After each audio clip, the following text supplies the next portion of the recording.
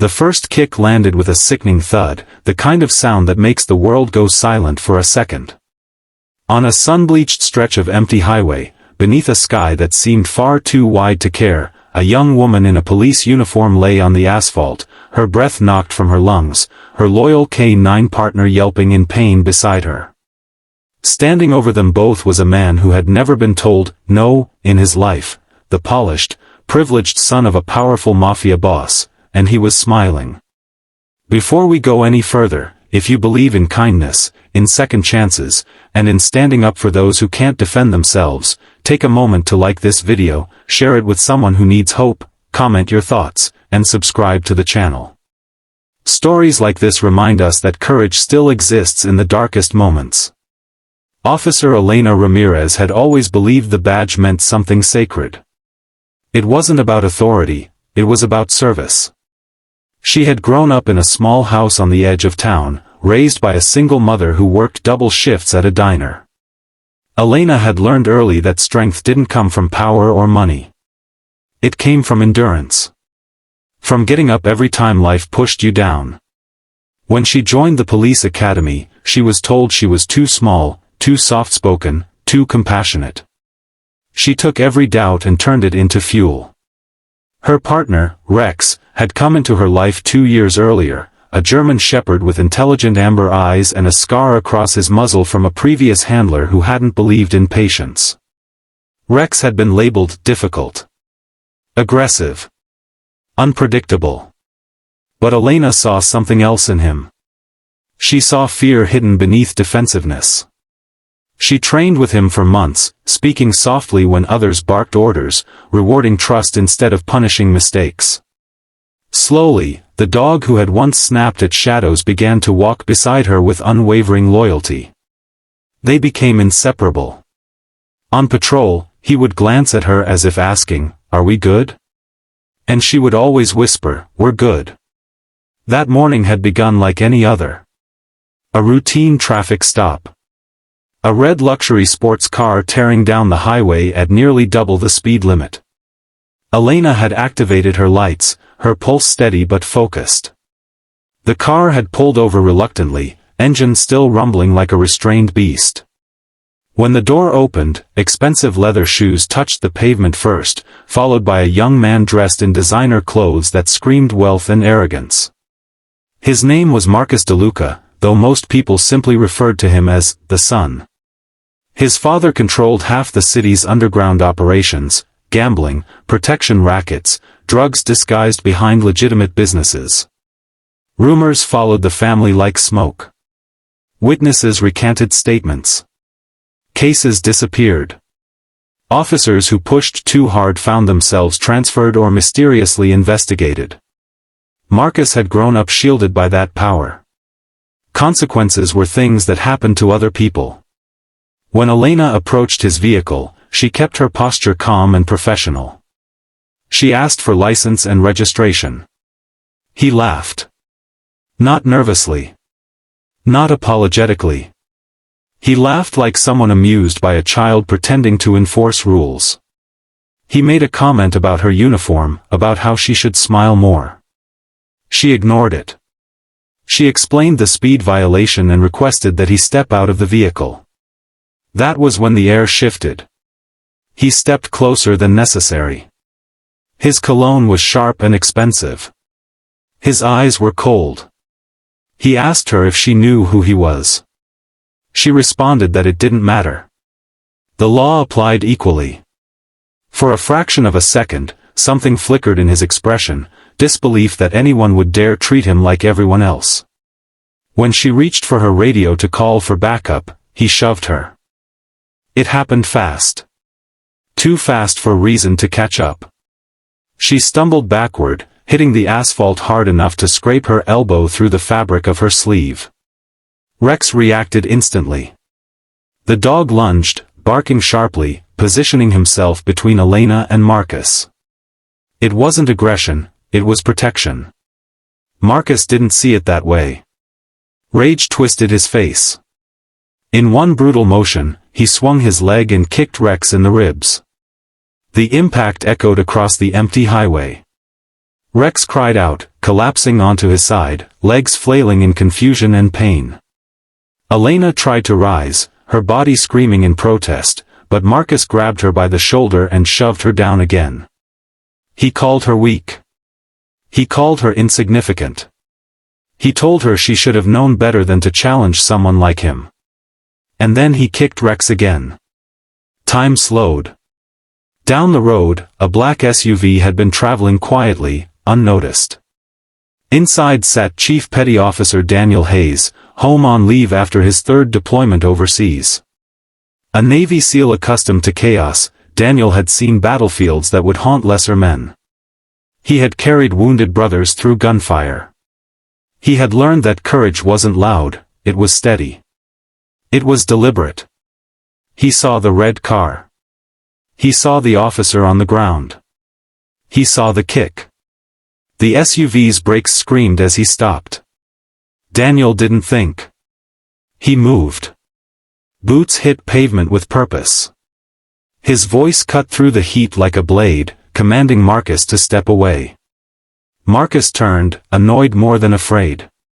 He saw a man in plain clothes and assumed he was just another civilian interfering where he didn't belong.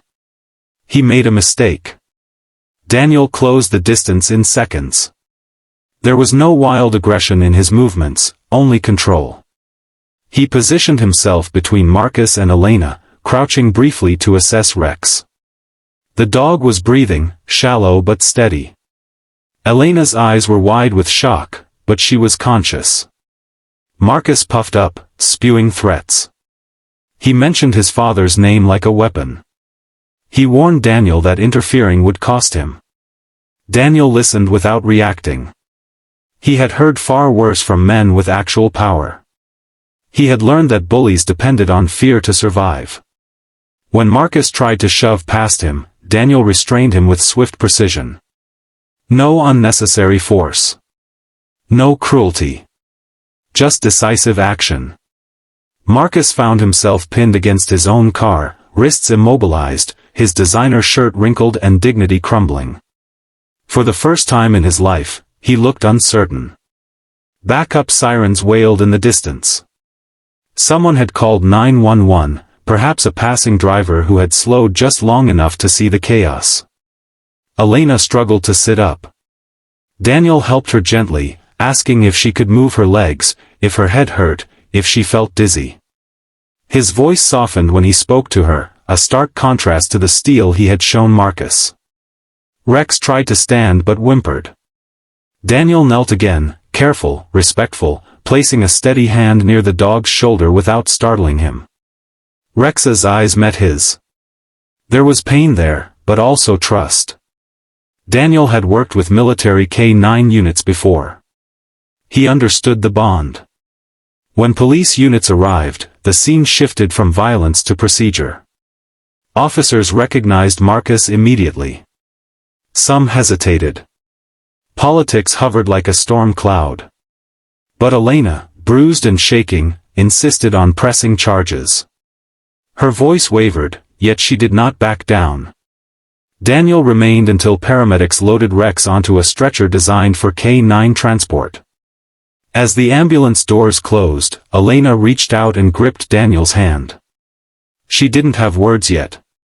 Gratitude was too small for what she felt. He simply nodded, as if to say, "You did your job. I did mine." News spread quickly. A video recorded by a truck driver went viral within hours. It showed Marcus kicking Rex. It showed Elena on the ground. It showed Daniel stepping in. The city reacted with outrage. Social media erupted with calls for justice. For once, the DeLuca name didn't silence criticism. It amplified it. Behind closed doors, powerful men scrambled. Lawyers worked overtime. Statements were drafted. Apologies were considered but deemed too risky. The usual machinery of influence began turning. But something had changed. The public had seen the truth with their own eyes. And Elena refused to be intimidated. Recovery was slow. Rex had suffered cracked ribs and internal bruising. Elena had a concussion and torn ligaments in her shoulder. For weeks, she replayed the moment in her mind, the shove, the kick, the helplessness. She questioned herself. Could she have handled it differently?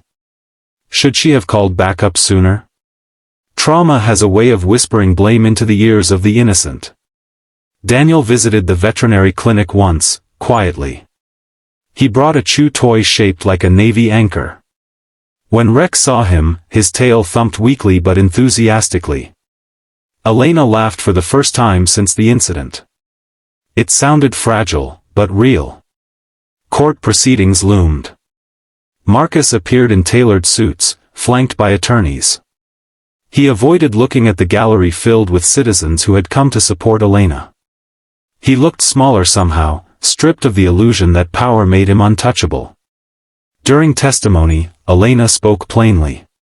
She described the stop. The shove. The kicks.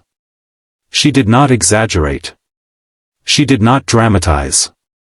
She simply told the truth. Daniel testified as well.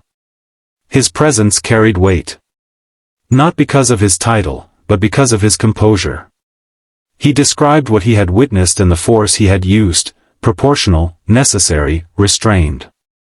When the verdict came, it wasn't the crushing sentence some had hoped for.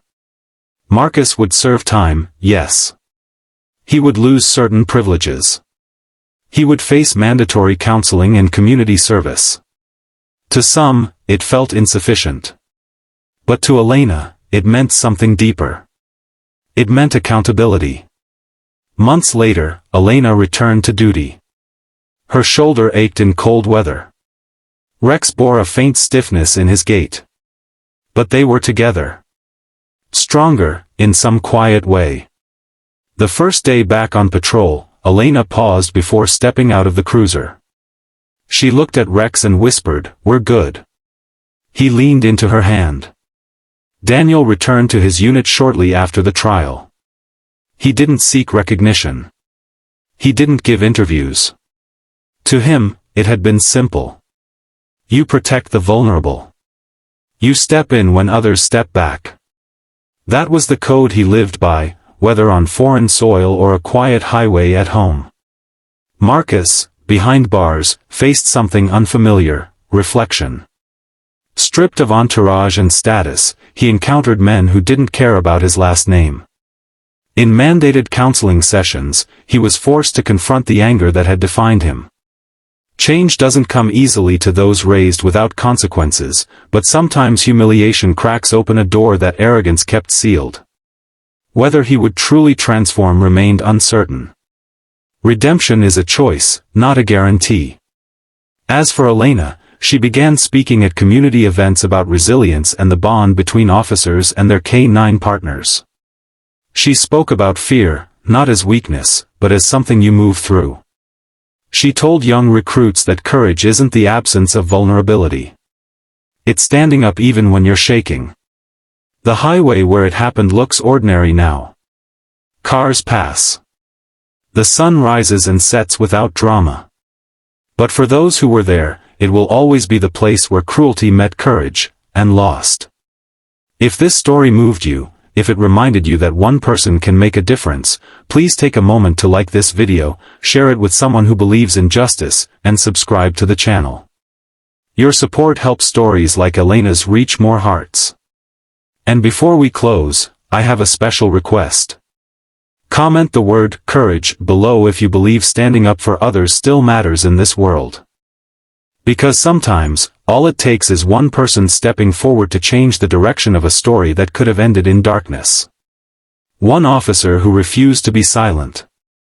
One dog whose loyalty never wavered. One stranger who chose action over indifference. In a world where power often shouts the loudest, true strength is quiet. It kneels beside the wounded. It shields the vulnerable. It acts not for applause, but because it's right. And that is something no amount of money can ever buy.